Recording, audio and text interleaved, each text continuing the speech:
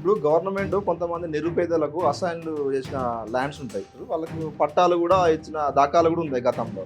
సరైన సర్వే అవగాహన లేక ఇదన్నీ కూడా రికార్డుని మెయింటైన్ చేయలేక వాళ్ళ దగ్గర రికార్డ్స్ లేవంటారు. ప్రభుత్వం యొక్క ముఖ్య ఉద్దేశం ఏంటంటే ఈ 90 లక్షల ఎకరాల మీద పడితే మిగతా భూములన్నింటినీ వెనక్కి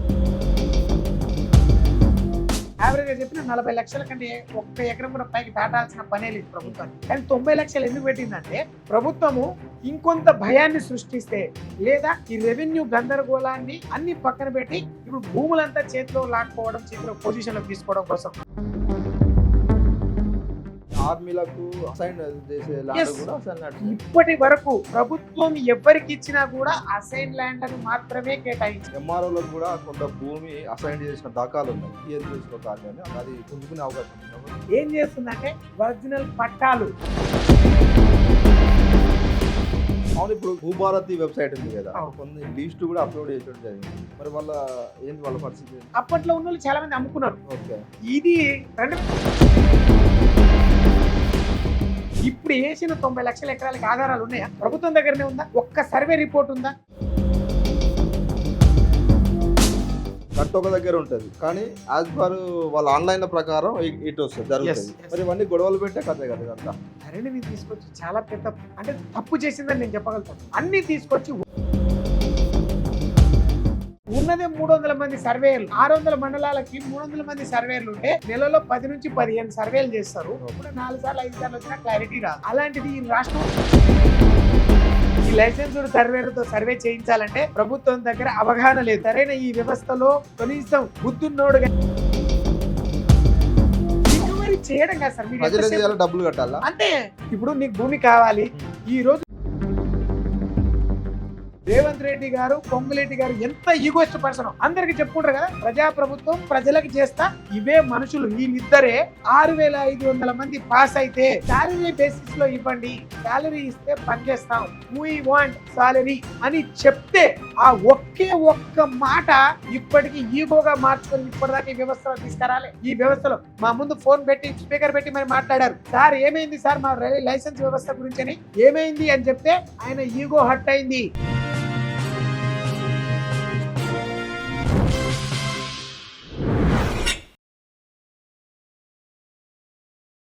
నమస్తే, welcome to social post. Telangana రాష్ట్రంలో కొత్తగా కొత్త సమస్యలు పునరావృతం కావడం జరుగుతుంది. ఇప్పుడు లేటెస్ట్ గా 22A నిబంధన అనేది తీసుకురావడం జరిగింది. అసలు ఈ 22 నిబంధన అంటే ఏమిటి, దీనికి గల కారణాలు ఏంది, దీని వల్ల ఎవరి భూమి ఏ విధంగా ఉండబోతుంది, దాని పూర్వ స్థితిగతులు ఏంది అనేది పూర్తిగా తెలుసుకునే ప్రయత్నం చేద్దాం. మనతో డాక్టర్ నగారా రమేష్ ఉన్నారు, లైసెన్స్డ్ సర్వేయర్ అసోసియేషన్ ప్రెసిడెంట్. వారితో మాట్లాడి పూర్తి వివరాలు తెలుసుకునే ప్రయత్నం చేద్దాం. అన్నా నమస్తే.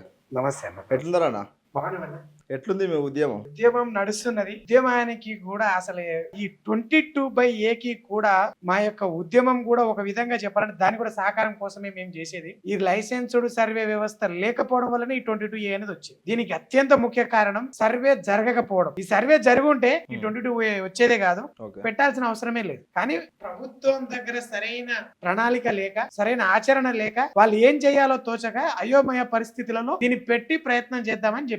అసలు ఏంటి ఈ 22A నిబంధన అంటే ఏంటి అసలు? అసలు 22/A అంటే నిషేధిత జాబితాలో ఉన్న భూముల యొక్క రికార్డు. ఓకే. అంటే ప్రభుత్వం ఏ కారణం చేత అయినా గానీ అంటే ఒక సరైన కారణం చూపిస్తూ దాన్ని నిషేధిత భూమిలోకి ఏ విధమైన కూడా రిజిస్ట్రేషన్లు చేయడానికి వీలు లేకుండా ఆపి పెట్టడం. సామాన్యంగా పట్టా భూములలో నిషేధిత భూములు ఉంటాయి. అంటే ఏదైనా కోర్టు కేసు ఉన్నప్పుడు గానీ లేదంటే దాని మీద ఎలాంటి గానీ అభ్యంతరాలు ఉన్నాయని ఆపోజిట్ పార్టీ అంటే ఇద్దరు పర్సన్స్ ఉండి ఒకరినొకరు సరైన భాగ పంపకాలు చేసుకోలేదనో, లేదంటే సబ్ డివిజన్స్ కాలేదనో, లేదంటే నా యొక్క పొజిషన్ లేదనో అని చెప్పేసి 22/A అనే దాన్ని నిషేధితలో అప్పటిదాకా క్లియరెన్స్ వచ్చేదాకా దాని మీద ఎలాంటి ట్రాన్సాక్షన్ జరగకుండా ఉండడం కోసం ప్రైవేట్ భూములకు పెట్టుకుంటారు, అంటే ఓకే. పట్టా భూములకు. ఓకే. అదే గవర్నమెంట్ భూములకే పెట్టుకోవాల్సిన పరిస్థితి ఎందుకు వచ్చింది అనడానికి ఒక పూర్తి వివరణ ఇవ్వడానికి నేను ప్రయత్నం చేస్తాను. ఓకే, చెప్పండి. వాస్తవానికి దానికన్నిటికంటే ముందు తెలవాలంటే తెలంగాణలో అసలు భూమి ఎంత ఉన్నది, తెలంగాణలో ఉన్న ఎన్ని భూములకు వీళ్ళకి అధికార అధికారం ఉన్నది, అంటే 22/A పెట్టడానికి అధికారం ఉన్నది. ఎందుకు ఈ రోజు రికార్డు ప్రకారం దరిదాపు 90 లక్షల ఎకరాలు పెట్టాల్సిన అవసరం వచ్చింది? అసలు 90 లక్షల ఎకరాలు వీళ్ళ దగ్గర భూమి ఎక్కడ, ఇందులో ఏ భూములు కలిసిపోయినాయి అనే గురించి ఒక పూర్తి వివరణ ఇవ్వడానికి నేను ప్రయత్నం చేస్తాను. సామాన్యంగా చెప్పాలంటే తెలంగాణ రాష్ట్రం అంతటా విస్తీర్ణం చూస్తే దరిదాపు 2,77,00,000 ఎకరాల భూమి ఉంది.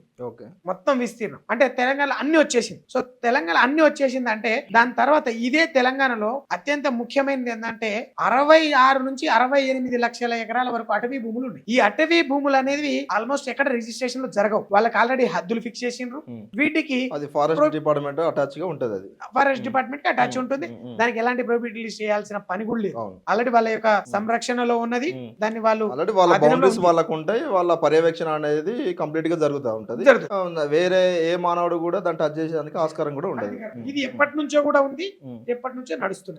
సో మనం దాని జోలికి పోవాల్సిన అవసరం లేదు. ఒకవేళ పెట్టుకున్నా కానీ దాన్ని పెట్టుకోవాలి. కానీ వాళ్ళు అది కూడా కన్సిడర్ చేయకుండా నెక్స్ట్ ఇది 66 నుంచి 68 లక్షలు ఇది పోతే మిగిలిన యావరేజ్ గా చూస్తే 2.1 కోట్ల వరకు, అంటే 2,10,00,000 ఎకరాల భూమి ఉంటే యావరేజ్ గా 1,50,00,000 వరకు పట్టా భూములు ఉన్నాయి. ఈ పట్టా భూములకి ఏ విధమైన అధికారం కూడా ప్రభుత్వానికి లేదు.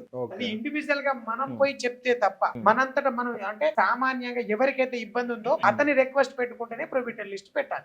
కానీ అలా పెట్టలేదు. Personal issue. ఎగ్జాక్ట్లీ. ప్రభుత్వానికి ఎలాంటి దాని మీద ప్రొహిబిటెడ్ లిస్ట్ పెట్టే అధికారం లేదు.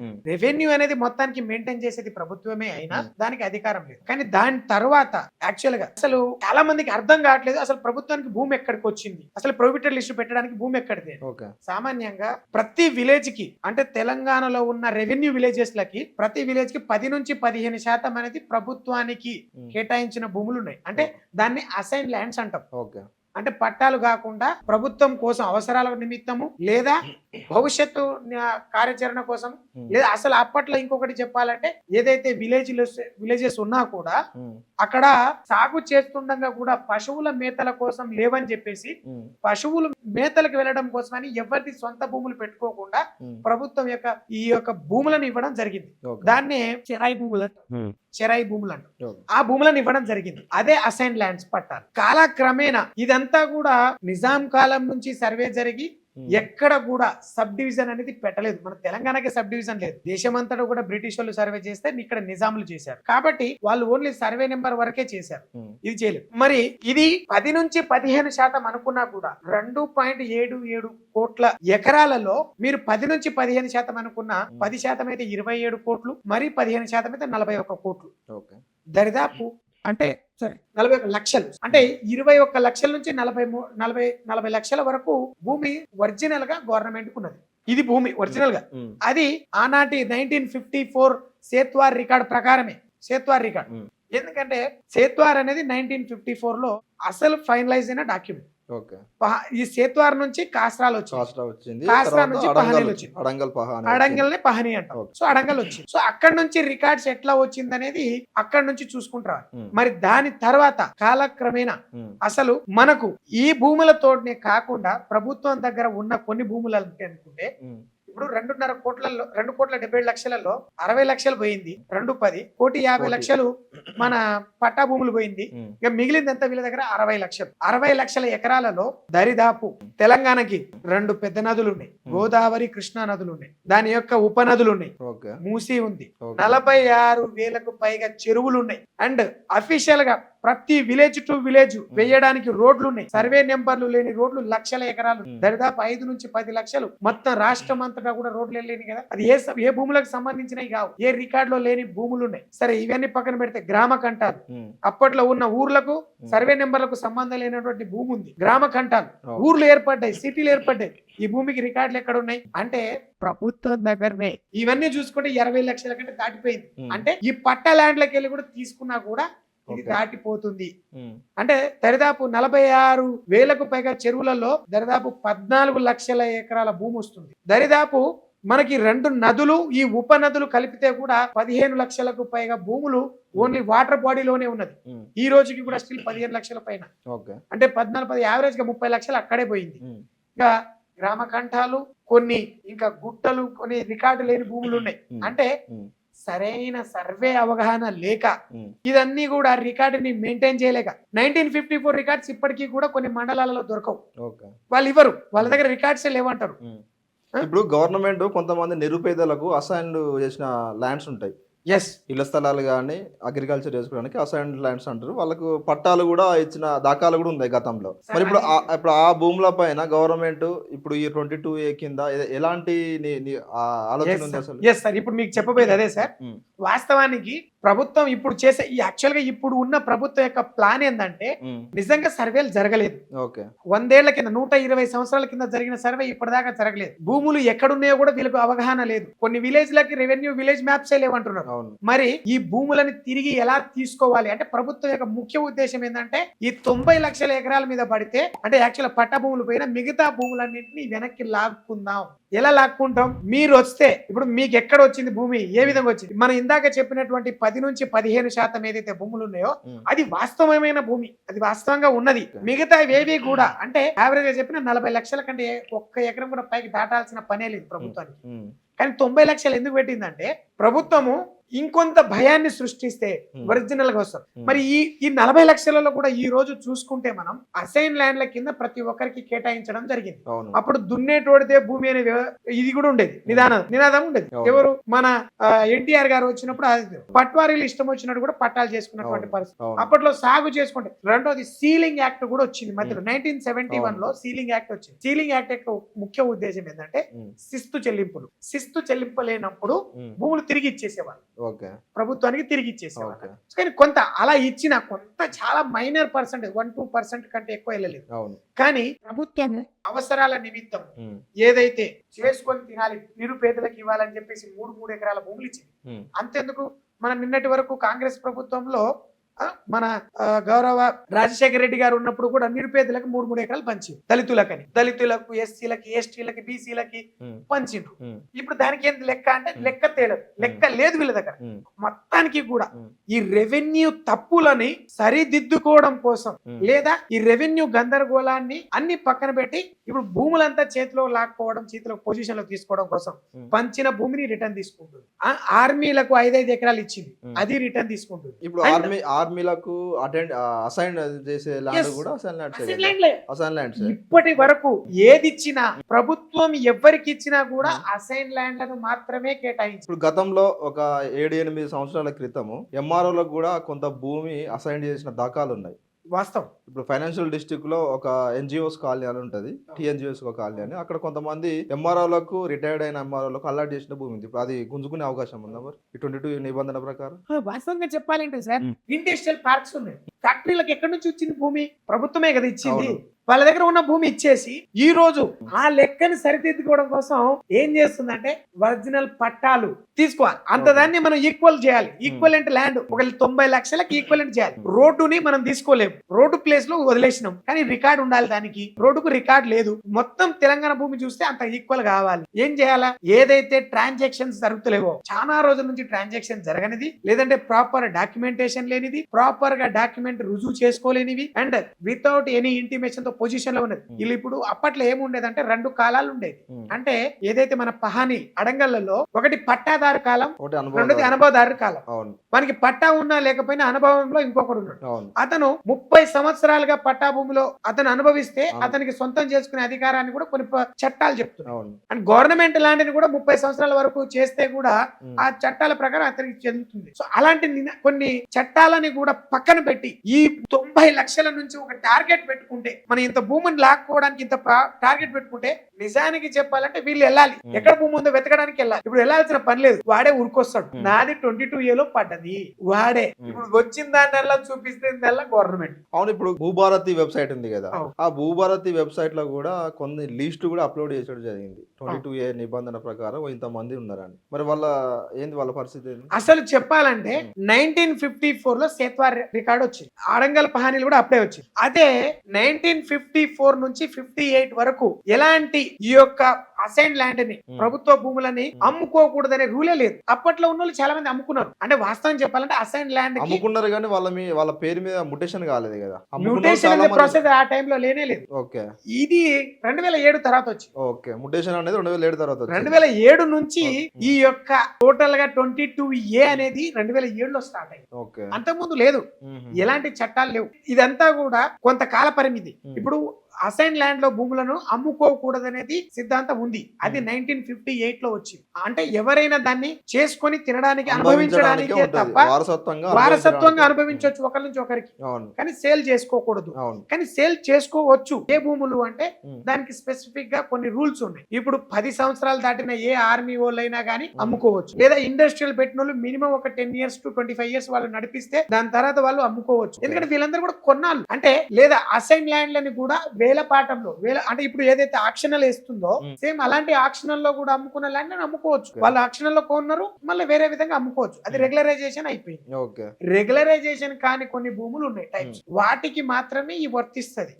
కానీ ఇప్పుడు ఇచ్చిన ఈ 22A అనేది పూర్తిగా ప్రతి భూముల మీద, అసలు అదే చెప్తున్నా కదా, ట్రాన్సాక్షన్ జరగని లేదా ట్రాన్సాక్షన్ బాగా జరుగుతున్నా, లేదా వీళ్ళ ఎవరిదైతే కంట్లో పడి దీని మీద ఫోకస్ చేస్తూ రాజకీయ ఒత్తిడి ద్వారా అండ్ ఇంటర్నల్ గా లోకల్ గా ఉండే లోకల్ బాడీ ద్వారా ఇన్ఫ్లుయెన్సర్ ద్వారా ఏదైతే భూములని కావాలని వేయించిండ్రో అలాంటి భూములు ఎక్కువ ఉన్నాయి.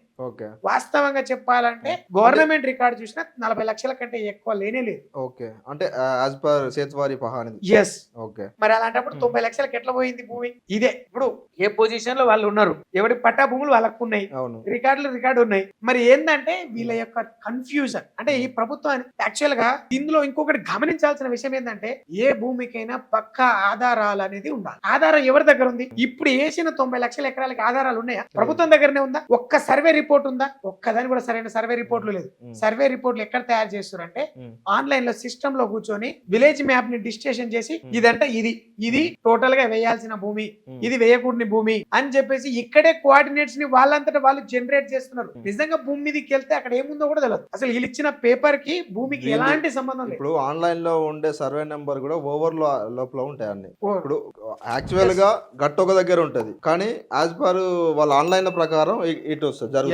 మరి ఇవన్నీ గొడవలు పెట్టే కథే కదా ఇదంతా. సార్ అసలైన మెయిన్ గా ప్రభుత్వము ధరణిని తీసుకొచ్చి చాలా పెద్ద అంటే తప్పు చేసిందని నేను చెప్పగలుగుతాను. అన్ని తీసుకొచ్చి ఒక్క విలేజ్ కెడస్ట్రల్ మ్యాప్స్ ని పెట్టకపోయి ఉంటే దానంత సక్సెస్ ఇంకొకటి లేకుండే. అంత బాగున్నది ధరణిలో, అంత బాగున్నది. కానీ అది ఒక్కటి తీసుకొచ్చి మొత్తం వ్యవస్థను నాశనం చేసింది. ఆ కెడస్ట్రల్ మ్యాప్స్ అనేది భూమి మీదకి వెళ్ళి భూమి మీద సర్వే చేయకుండానే భూమి హద్దులని ఇతనే డిసైడ్ ఎలా చేయగలడు?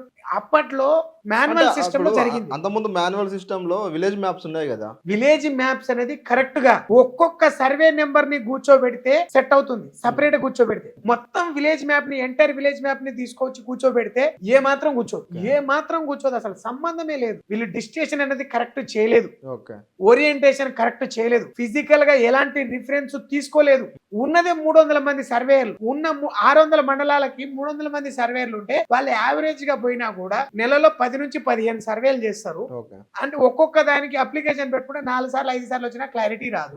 అలాంటిది ఈ రాష్ట్రం అంతా సర్వే చేసిరా? చేయలేదు. సర్వే చేయకుండా సర్వే చేయడానికే కదా కొత్తగా లైసెన్స్ సర్వేలను మిమ్మల్ని తీసుకుంది. అదే సార్, ఈ లైసెన్స్డ్ సర్వేలతో సర్వే చేయించాలంటే ప్రభుత్వం దగ్గర అవగాహన లేదు. ఈ సరైన ఈ వ్యవస్థలో కనీసం బుద్ధున్నోడు గాని తెలుగున్నోడు ఒక్కడు లేదు. వాస్తవం చెప్తున్నాను సార్. వీళ్ళని తీసుకొచ్చి ఏం పని చేయాలి, ఎట్లా పని చేయాలని చెప్పేసి కూడా ఒక్కడికి అవగాహన లేదు. ఉన్నోళ్ళంతా కూడా దద్దమ్మలు. వీళ్ళ యొక్క తప్పులను కప్పిపుచ్చుకోవడం కోసం, ఈ రెవెన్యూ వ్యవస్థలో ఇన్కమ్ జనరేట్ చేయడం కోసం వీళ్ళు ప్రజలను భయపెడితేనే జరుగుతుంది, పని చేస్తే కాదు. వాళ్ళంతటా వీళ్ళు మనల్ని వెతుక్కుంటూ రావాలి. ఈ యొక్క కాన్సెప్టే ఇది. మనం భూమి మీదకి వెళ్ళడం కాదు, సమస్య ఉన్నాడు వాడే చెప్తే అప్పుడు వెళ్ళరా బాబు నువ్వు ఎక్కడున్నావో చెప్పు, ఆడికి వెళ్ళి చూపిస్తే ఆ చూపించిన దాని ప్రకారం నేను వచ్చి సర్వే చేసి నీకు ఈ భూమి ఇయ్యాలా వద్దని డిసైడ్ చేస్తాను. అప్పుడు వాడి పొజిషన్ వాడంతటా వాడే కదా గెలుపుకున్నట్టు. ఇప్పుడు వాడు వేసిన నినాదానికి వాడు వచ్చి గెలుపుకుంటాడు కదా. అవును, ఇప్పుడు ఎన్ని సంవత్సరాలు ఉన్న వ్యక్తికి ప్రొహిబిటెడ్ ల్యాండ్స్ ఉన్నా అంటే మనకు ఇంటెన్షన్ ఒక భయం ఉంటది కదా.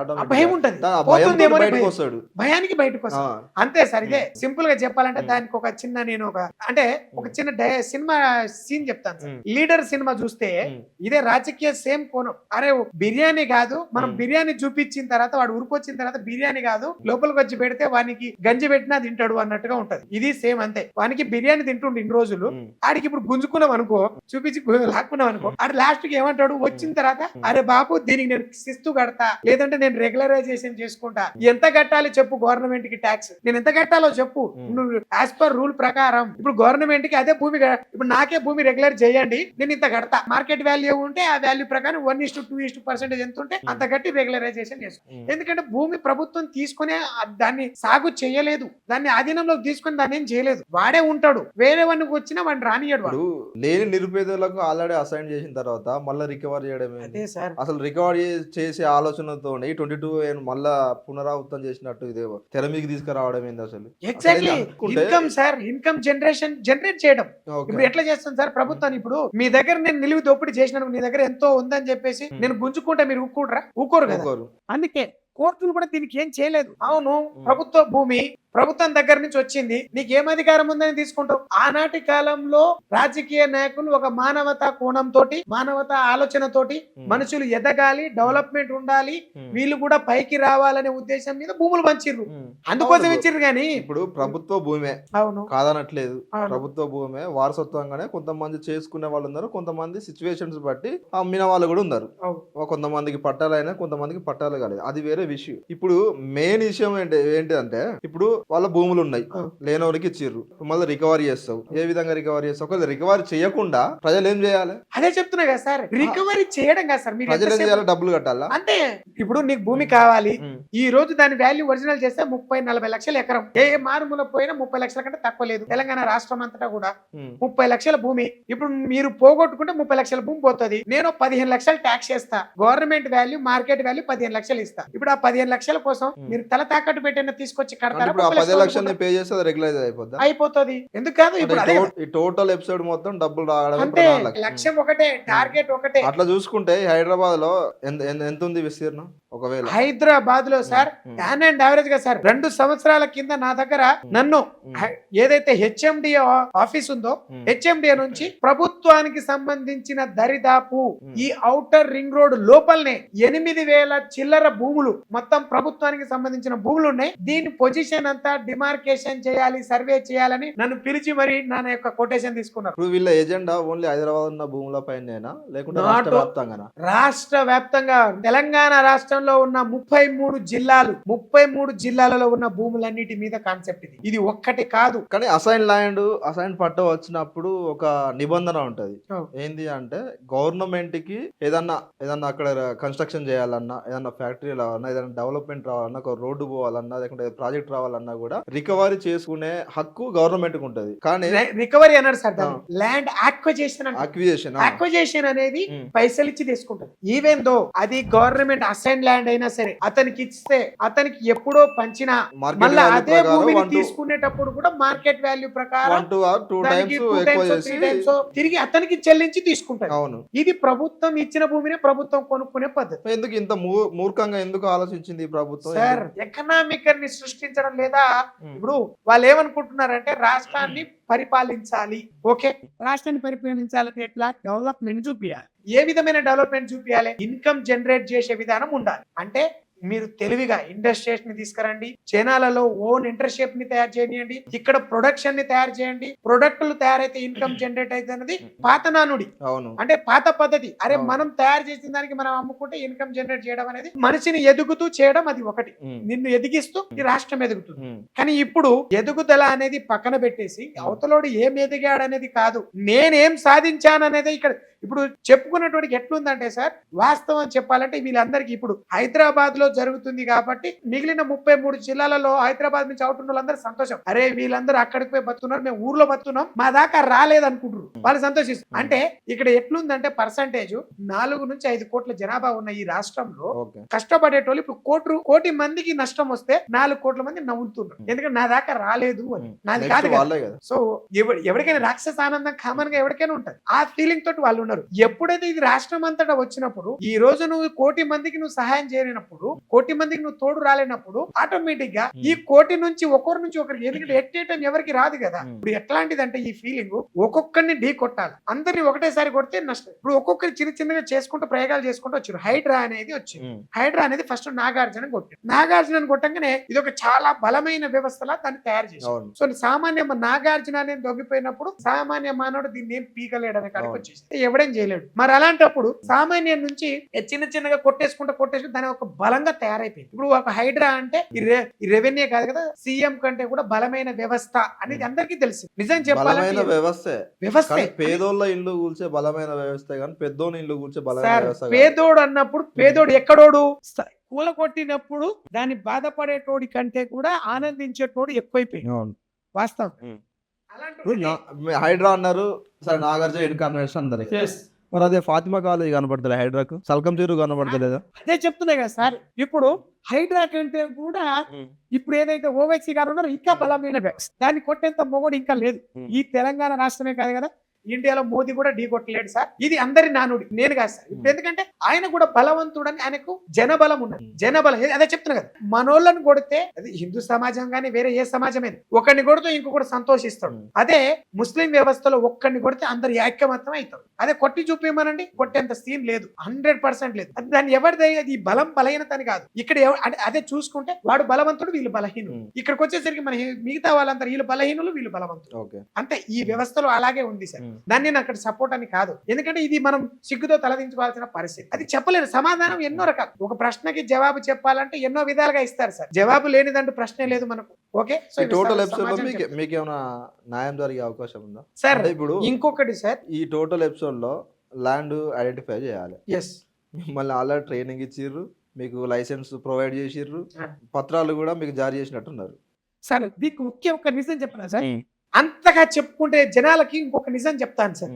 మేము లైసెన్స్డ్ సర్వేయర్ గా ఈ రాష్ట్రంలో భూభారతి చట్టంలో ఎన్ని సర్వేలు చేస్తాము, అందరి ఇంచించు భూమి కొలుస్తాము అని చెప్పారు. అసలు దీనికంటే ఒక చిన్న క్లారిఫికేషన్ నెంబర్ కూడా ఇస్తామని చెప్పారు. వాస్తవానికి ఇదంతా కూడా సార్, ఇప్పుడు మనం ఒక 2 సంవత్సరాల నుంచి రేవంత్ రెడ్డి గారు ఇచ్చిన paper cuttings and Ponguleti Srinivas Reddy గారు ఇచ్చిన మాటలు, వాళ్ళ పేపర్లు, వాళ్ళ స్టేట్మెంట్లు, ఈ రోజు కూడా వీడియోలు అన్ని కూడా యూట్యూబ్ లలో గానీ, ప్రతి ఛానల్లో గానీ, ప్రతి మీడియాలో గానీ పేపర్లు కూడా ఉంటాయి. ఒక్కసారి వెరిఫై చేద్దాం.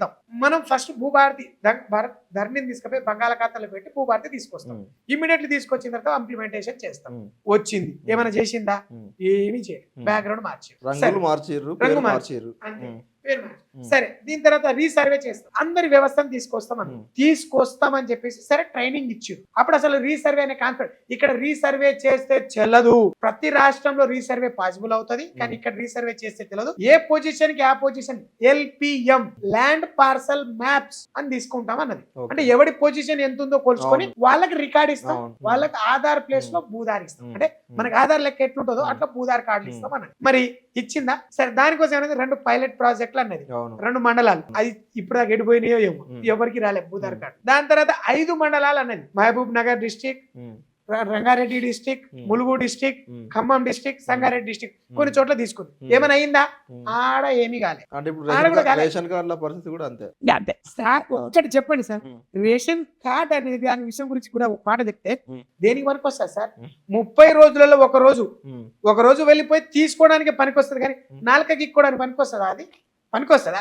పెట్టుకుంటే అన్ని ఎన్ని కార్డులు, ATM కార్డులు, క్రెడిట్ కార్డులు, ఇలాంటి నెంబర్ ఆఫ్ కార్డ్స్ ఉన్నాయి. ఏమైనా పనికొస్తుందా? ఆరోగ్య బీమా కార్డులు కూడా ఉన్నాయి.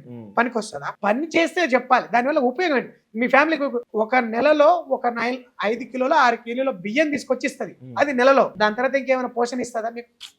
రంగులు చూసుకొని మురిసిపోతే ఆ రోజులు పోయినాయి సార్. బతకడానికి ఇవేవి కూడా అవసరమైనది కాదు సార్. కుటుంబ పోషణకో మన ఎదుగుదలకో పనికొచ్చేది కాదు. పనికొచ్చేది అంటూ చెప్పాలి. ఏది మీ ఎదుగుదలకు ఏం పనికి వస్తుంది? మీరు ఏం చేస్తే ఎదుగుతారు?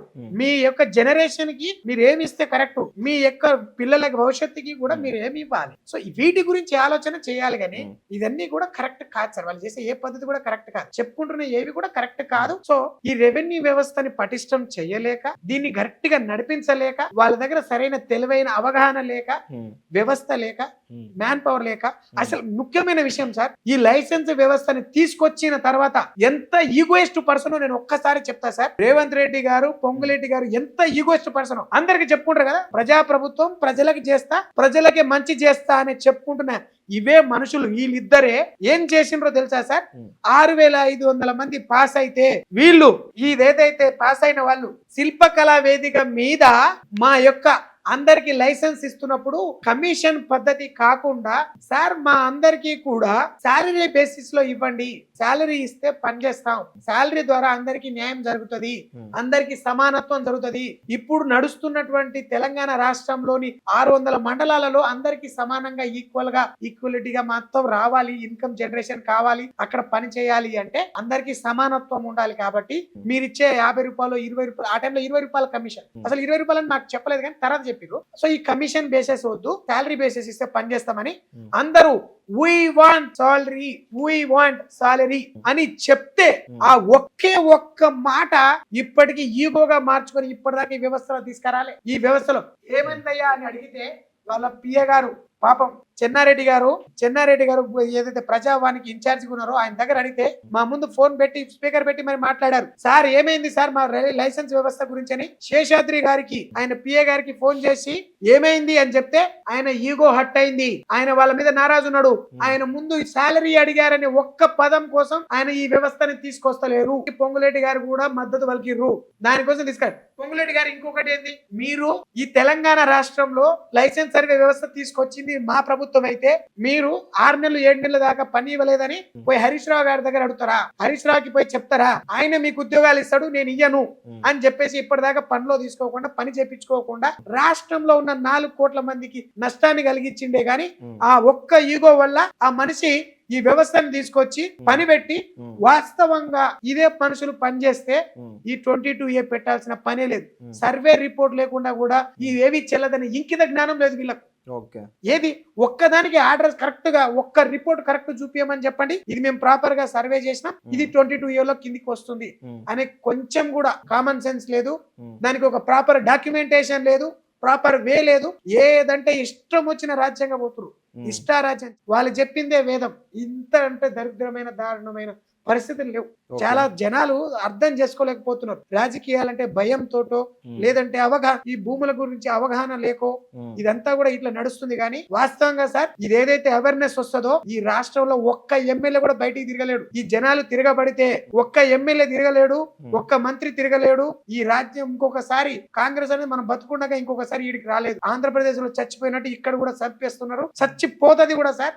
చూస్తూ ఉండండి, జీవితకాలంలో ఇంకొకసారి ఇలాంటి ప్రభుత్వం వస్తే నేను కూడా వచ్చి ఇంకోసారి స్టేట్మెంట్ ఇస్తా. ఓకే, రైట్ రమేష్ గారు, థ్యాంక్ యూ మీ అమూల్యమైన సందేశాన్ని మా ప్రేక్షకులకు అందించినందుకు. మరి ఒకనాడు ఇదే కాంగ్రెస్ ప్రభుత్వం పేద ప్రజలకు అలాట్ చేసిన ఈ భూములు ఇప్పుడు మరి ఆ పేద ప్రజలను భయభ్రాంతులకు గురి చేస్తున్న పరిస్థితి. మరి ఈనాటి కాంగ్రెస్ పార్టీ వేచి చూద్దాం మరి ఎంతవరకు పోద్ది, ఇది ప్రజలకు న్యాయం జరుగుద్దా లేకుంటే అన్యాయం చేస్తుందా? మరి 10 సంవత్సరాలు నేనే ఉంటా అన్న రేవంత్ రెడ్డి మరి మరోసారి గెలిచే అవకాశం ఉందా ఈ నిర్ణయాల వల్ల? ఏ ఒక్క నిర్ణయం కూడా కరెక్ట్ స్టెబిలిటీ ఉన్న నిర్ణయాలు తీసుకోలేని సిచ్యువేషన్ లో ఈ ప్రభుత్వం ఉంది ఇప్పుడు. మరి వేచి చూద్దాం. Thank you. నమస్కారం.